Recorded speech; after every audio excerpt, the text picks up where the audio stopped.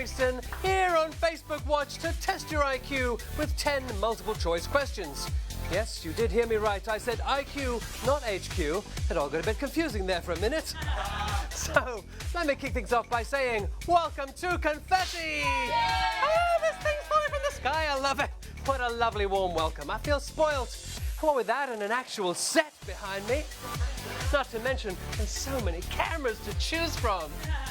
And that's not the only thing there's plenty of, because I brought along Beric's Beret of Bread. Yes, a bread beret, a Mary beret, and tonight it's full to the brim with £3,000. Yes! You've got to take your hat off to that kind of cash. Well, you've got to take your hat off if your hat looks like that. Did you see the Queen posted her first Instagram over the weekend to the London Science Museum? She's got so much to catch up on. I can't wait until she gets to the Ice Bucket Challenge, the Harlem Shake, and flossing. Floss, Your Majesty. Yeah, baby. Do the Windsor floss. To get your mitts on some of that money, simply answer 10 general knowledge questions within each one's 10-second time limit. 10 out of 10! 10 out of 10. Exactly. Get them all correct, and you'll share the £3,000 haul with anyone else who aces the lot. For fans of catchphrases, think of it like this. Correctly answer the lot, win a share of the pot! I could get used to this. Yeah. Make sure your Wi-Fi signal is strong to stop any glitching, and that you've got the most up-to-date Facebook app on your phone. Take a quick snap of yourself too. I'd love to know where you're all playing. DM Confetti, and you might end up on the show. Get your friends in on the action too by hitting share down there. Sharing is caring. Yes. The more mates you have playing, the better your chances of winning, because you can see all of your mates' answers as you play. So, if you're struggling, just follow the crowd, or follow your brainiest acquaintances. Copycats are welcome. Meow to you too. And let me give you a cheeky heads up. There's a pretty tough question on McDonald's coming up. So tag any mates that love a Mackie D's, as they could help you out tonight. It's not all good news though. Get one wrong, and then tonight's cash has slipped through your fingers. Yeah, but fear not, confetti heads. Your game's not over. Carry on playing, and you could light up your friend's leaderboard as your overall score keeps totting up. Plus, your mates still see your answers, so you can help them boost their bank balances to get in their good books. Thanks, mate. The final thing before we begin is the Confetti Clue. Yes, the Confetti Clue.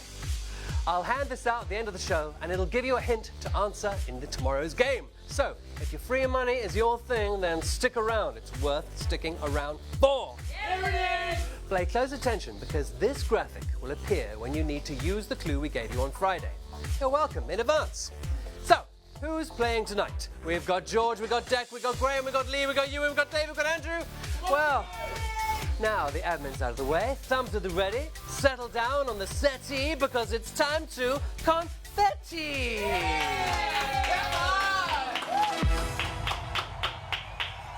Question 1. Who appeared as a dance captain on BBC's The Greatest Dancer? Theresa May, Peter Crouch, Cheryl. Oh, guys, if it's The Greatest Dancer you're after, you should have just asked. Hit it!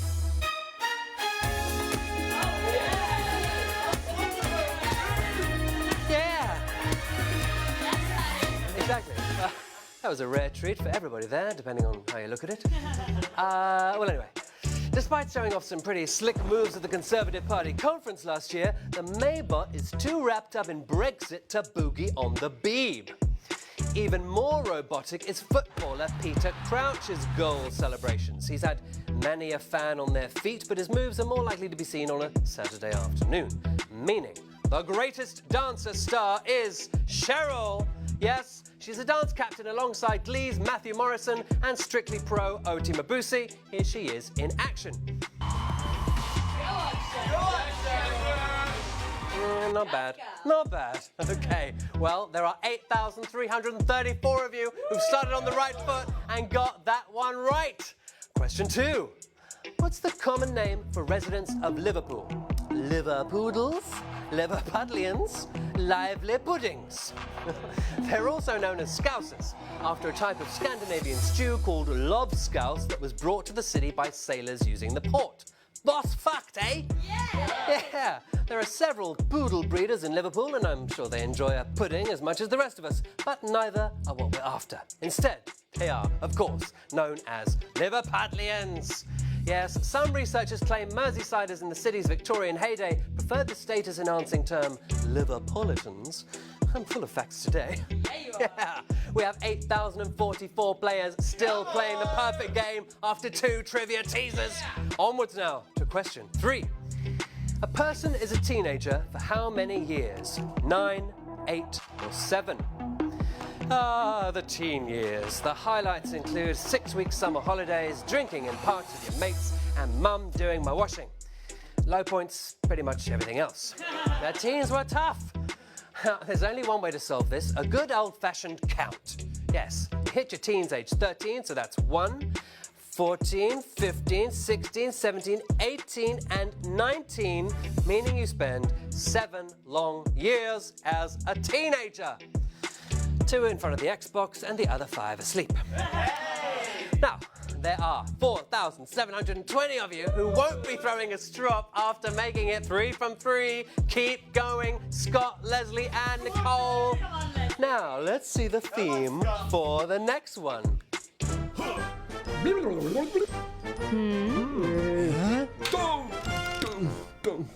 Question 4.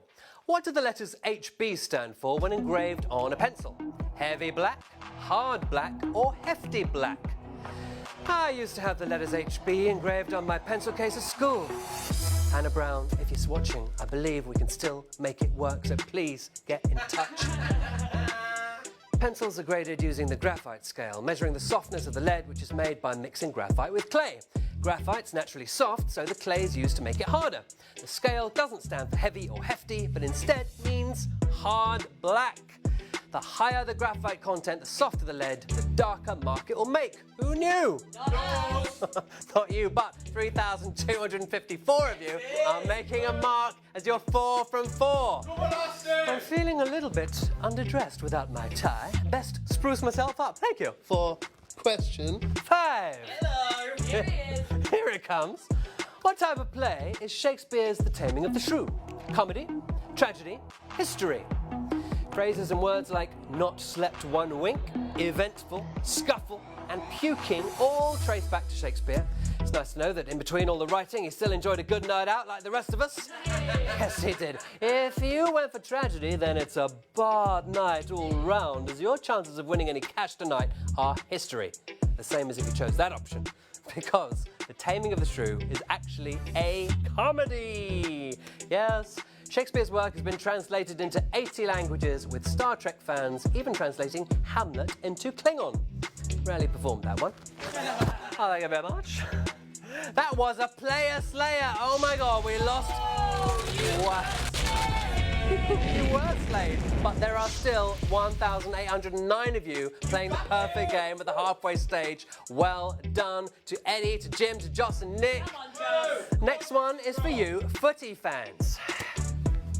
Yay! Right, question 6. When it was opened in 1884, Anfield was originally the home of which football club? Liverpool, Everton, Tranmere Rovers. Tranmere Rovers, what did I say? I know how it feels to move home from HQ to try something new at Confetti HQ. It's tough, but sometimes the grass is greener. Confetti UK! Did you see the bubble? I hope you used Friday's Confetti Clue. Tranmere first played at Steelsfield in Birkenhead before buying some land in 1887 and renaming it Prenton Park, a name they still use for their stadium today. Liverpool formed in 1890, 6 years before Anfield opened, meaning it was actually the original home of Everton. Yes, the Toffees played there for 8 years and were the first league champions at Anfield before moving to Goodison Park. Okay, now 1,207 of you are 6 from 6 and still playing for some of that £3,000. Well done. Remember, correctly answer the lot. Win a share of the... Simple. Here's question 7. Who did Steven Spielberg want to play Harry Potter when he was initially attached to the films? Haley Joel Osment, Frankie Muniz, Shia LaBeouf? I auditioned for the role myself, but apparently wizards and quizzards are very different things. Oh, shame. I know. Spielberg was set to direct the Harry Potter franchise, but was said to have clashed creatively with Rowling over who should play the lead. He also wanted an animated film that combined several novels into one. Malcolm in the Middle star Frankie Muniz was one of Hollywood's most bankable teens at the time, but he wasn't in the running.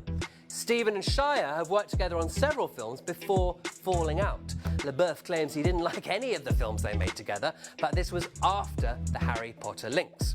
Spielberg actually wanted Oscar-nominated 12-year-old Haley Joel Osment to play Harry. Rowling vetoed the animated angle and insisted on a British cast. Now there are 500 of you left with 100%, and you are edging toward tonight's £3 grand prize pot. Feeling nervous yet, Katie, Donna, Claire, Jason? Here comes question 8. In Paris, the Avenue Foch meets the Champs-Élysées at which landmark? Arc de Triomphe, Eiffel Tower, Notre Dame. I've been lucky enough to visit lots of different cities. I had an instant connection with someone in South Korea. Aww. We were soulmates. Hey. Yes. If your hunch was Notre Dame, then I'm afraid you've just bowed out. You'll find the Eiffel Tower on the Champ de Mars at 5 Avenue Anatole in Paris, just over a mile south of where Avenue Foch meets the Champs-Élysées by the Arc de Triomphe. Arc de Triomphe, the answer we wanted. Did you know, before it was an arch, it was proposed to be a triumphal elephant. However, Paris went with a more conventional build. Good fact. Yes, it did. 407 of you are playing the perfect game and are just 2 questions away from triumph. Try and stay composed, like moi. The next one is about something everyone loves. I'm just gonna eat my cheeseburger. Oh, Lovely puppy. Question 9. Which item on the McDonald's food menu is highest in saturated fat? Apple pie, medium fries, Dairy Milk McFlurry. The American president is known to feed visitors McDonald's. Yes, a large hamburger-loving clown in a wig. That's Ronald McDonald. If you thought the apple pie is a fruity dessert packed with goodness, I've got bad news. It contains 3.3 grams of saturated fat. If you have medium fries first, you'd be adding an extra 1.5 grams to that. But if you're trying to be good, then going for chips and an apple pie is actually better than a Dairy Milk McFlurry, which has 7.7 grams of saturated fat. Way! Goodness knows how Ronald McDonald stays in such great shape. Maybe he's the only one choosing carrot sticks. 105 of you are now just 1 away from a share of £3,000. Could it be you? Come on, Josephine. Claire, Amanda, Melanie, Christine, it's time to find out. Hit that graphic.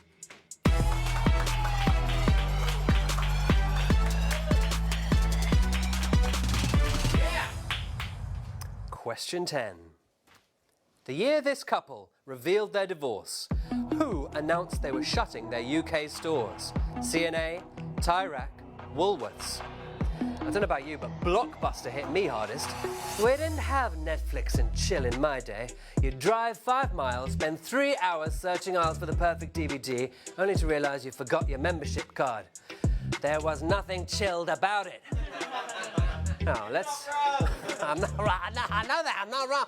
Now, these guys, it's like the voices in my head have all come to life. Let's start with the companies. C&A announced store closures in the UK in 2000. Tyrac announced they were hanging up their ties for the last time in 2013, whilst Woolworths disappointed pick and mix fans nationwide in 2008. But what about Madge and Guy? They announced they were getting divorced in the same year that Twilight first hit cinema screens. Brangelina and twins had twins Vivienne and Knox. The year Lewis Hamilton became the youngest ever Formula One champion in 2008. Meaning, Woolworths is the answer we were looking for. Yes, the chain owed £385 million when it collapsed. No amount of fizzy cola bottles and licorice laces are fixing that. And with that, we're done. Yay! Will you be making a bank deposit or filing for bankruptcy? A bit dramatic, but you get the point. I can now reveal that 56 of you will be sharing tonight's £3,000 prize pot. And after a swift bit of arithmetic, that means you've each won yourselves £53.57. Congratulations, Jake, Nick, Jack, Annabelle, Shannon, Matt, Amanda, Will, Gary, Guy, and all of you who won today. What a way to start the week. Yes. Before I bid you adieu, I did promise to give you a confetti clue, which will give you a hint to an answer on tomorrow's show. So listen very carefully. I will say this only twice. Yes, yes. Here it is. Coca-Cola. And again, Coca-Cola. What does it mean? What it means is, I don't know what it means. Why are you asking me? I'm just a quiz show host. I'm not a member of Mensa. Hopefully it will become clear tomorrow. Speaking of which, Luke Franks will be giving away another £3,000. I will be tuning in for that one. Remember to follow the Confetti UK page to keep in the loop. You'll get news, notifications and alerts when the game goes live, so you'll never miss the opportunity to boost your bank balances. Give us a follow! Give them a follow. They really are very, very kind here on Confetti.